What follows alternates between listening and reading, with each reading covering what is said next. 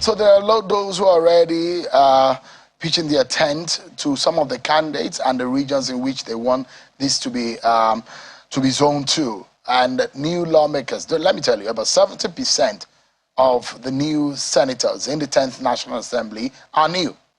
30% are returning. So there is a very big turnover considering what is happening now in the 9th National Assembly and its membership and that of the 10th National Assembly. In fact, last week they gathered themselves at an event in Abuja where the new lawmakers are meeting and talking about what and how the leadership of the National Assembly should look like.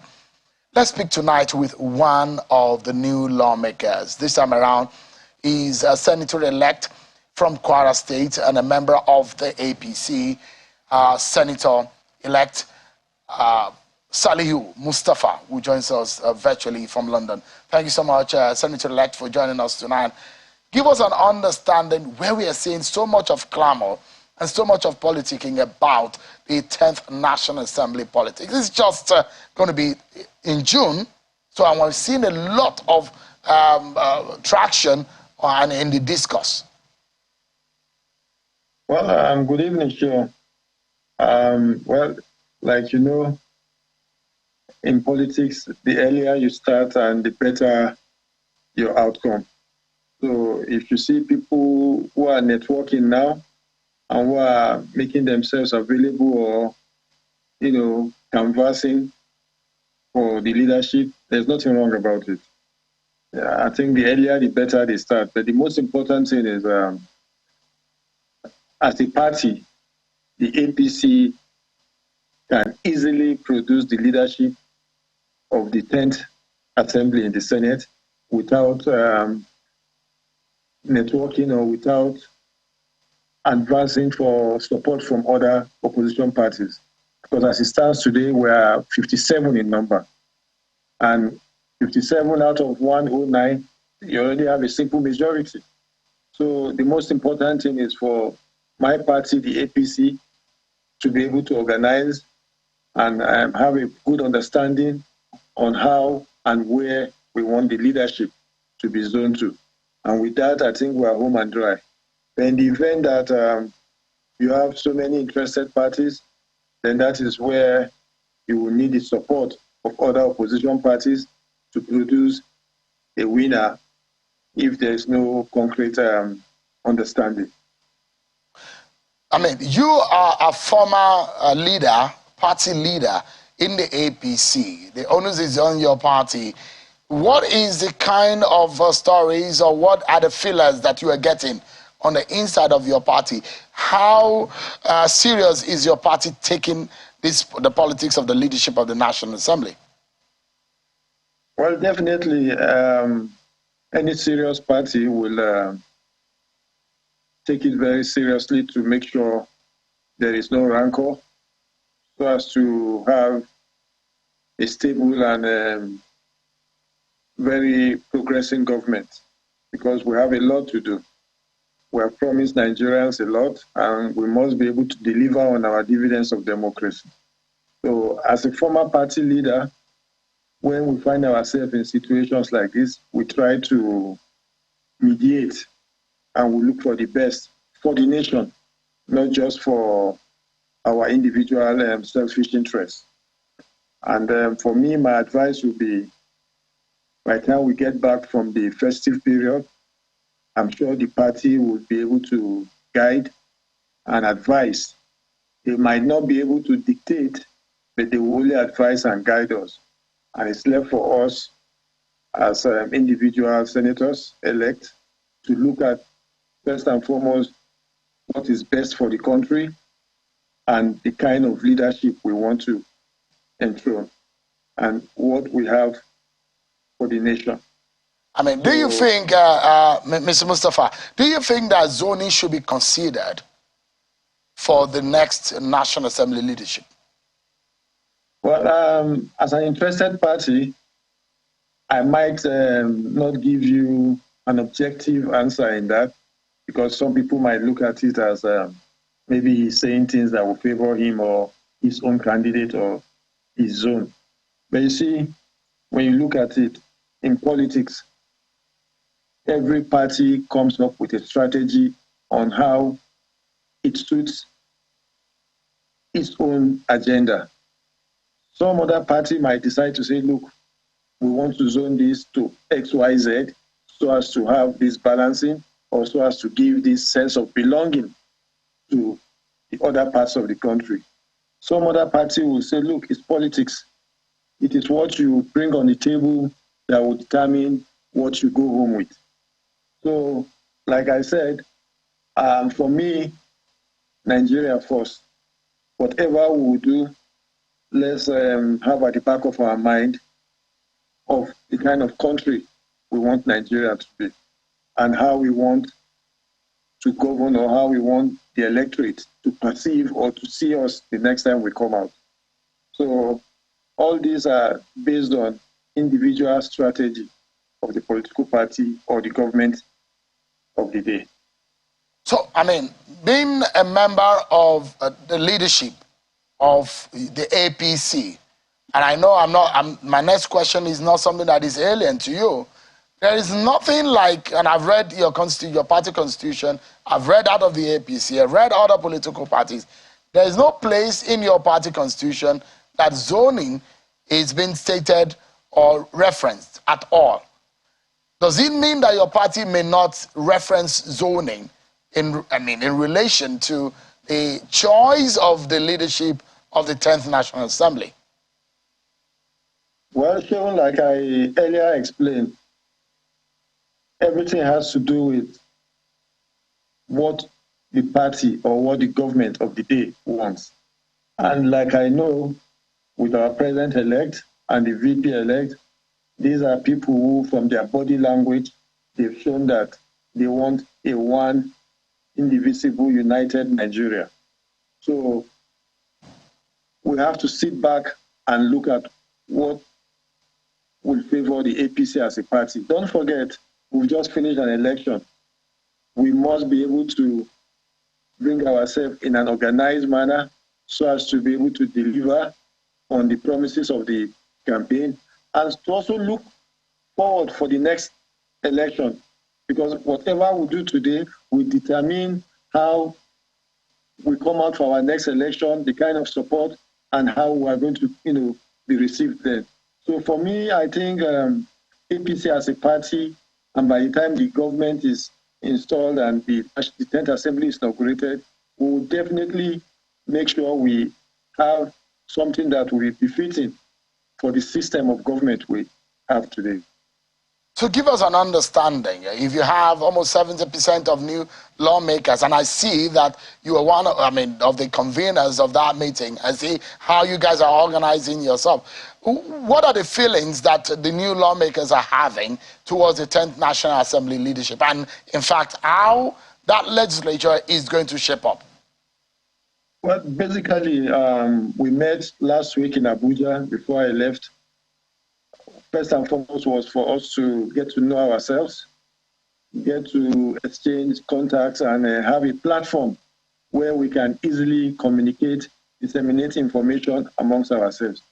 More importantly, if you look at the pattern of the election we just finished, everybody who has won an election has won that election on certain criteria.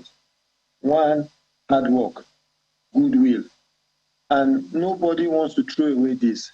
So the most important thing we were able to arrive at that day is that Nigeria first. Today, we've been elected, we're now senators elect, by the grace of God, we'll be inaugurated. At that point in time, we will no longer be saying, I'm from this, I'm from that. Definitely, yes, all politics is local. We all have our constituency. But at that time, we will be referred to as senators of the Federal Republic of Nigeria. Do we want to have that business as usual, or we want to make a difference this time around? And I can assure you, after our meeting that day, if there was one thing all of us agreed on, is that we want to make sure we make a difference. We want to help to restore the name, that glory of the Senate. We want to restore that name back. and we want to make sure whatever we do, we put Nigeria first. So you were in leadership of the APC at about the time that your party had issues trying to control how your elected lawmakers were going into the election in June of 2015 and in June of 2019. There was a very, very tumultuous period for your party at the time where it was difficult to be able to control how lawmakers voted on the floor, and external forces and external influence determined largely how things panned out. Would you say the party has learned its lesson? Now the onus is on your party to make its choice and to determine how you go forward. Well, just to correct you a bit, I used to be the deputy national chairman of CPC, one of those that led the party into the merger. And ever since then, some of us were regarded as stakeholders in the board of trustees that was never sworn in. So, but in the 2015 drama, of course, I was in the thick and thin of everything. I saw it.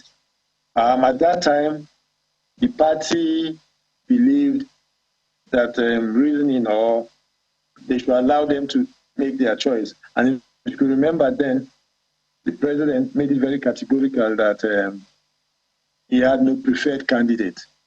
So as at the time, some of the leaders of the party came together to say, look, why don't we zone it this way?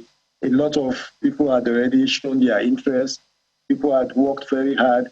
And you see, the earlier, the better you are able to quickly shape things. I mean, the better for everybody.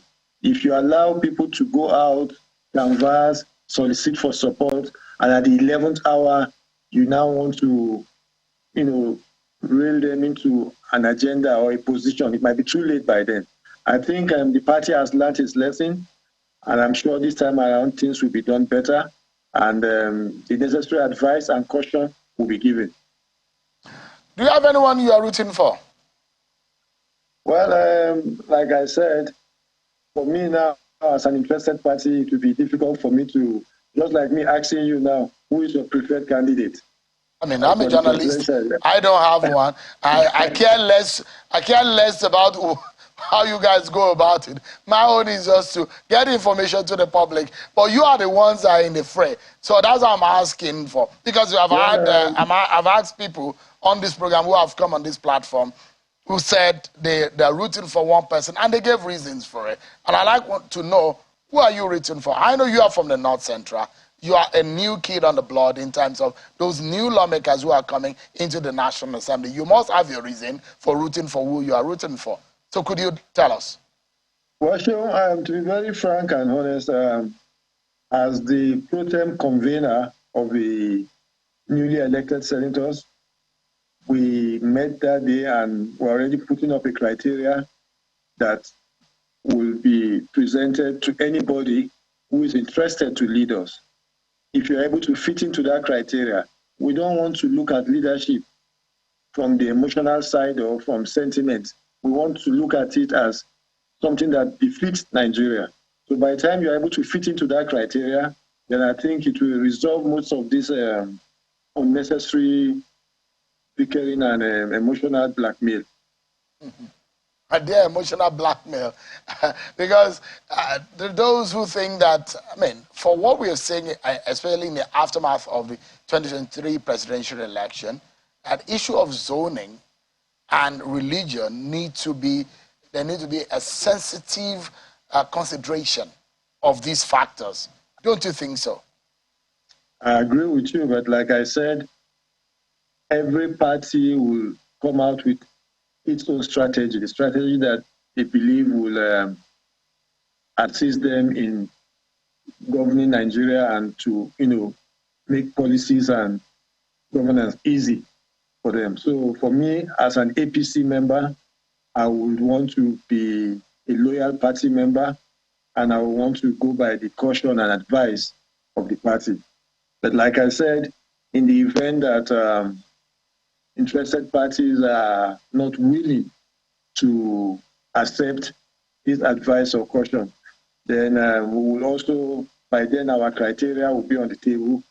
Anybody who thinks he deserves to be the leader, want to know what is your agenda, what do you have for the country, and how do you intend to promote good governance through legislative approach. So your final thought on how these things will pan out? Those who say, look, things might be a bit different this time around, considering the fact that there might be a president-elect now that seems to be more political than perhaps President Buhari. So your members of your party have described the situation and the scenario that, look, you have a president-elect who is a politician to the core and who might not be far away from, he won't look away from the politics and the thick and the thing of things, and you know, and a vice presidential elect who is also a member of the National Assembly.